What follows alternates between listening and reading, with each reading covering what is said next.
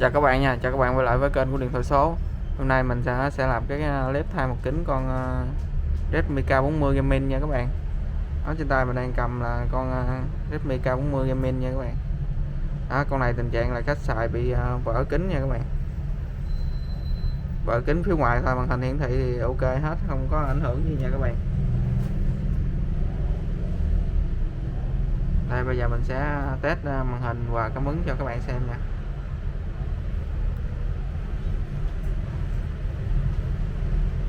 Con này nó có màn hình, nó sử dụng màn OLED và thiết kế đục lỗ camera trước nha các bạn.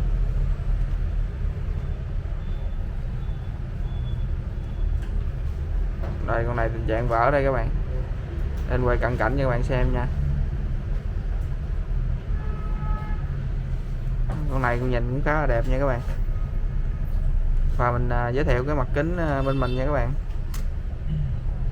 Đây là kính neo bên mình nha các bạn. Kính này mình có bán mang về cho các bạn kỹ thuật nào ở nhà mà tự thay được các bạn liên hệ bên mình nha, bên mình sẽ báo giá cho các bạn nha.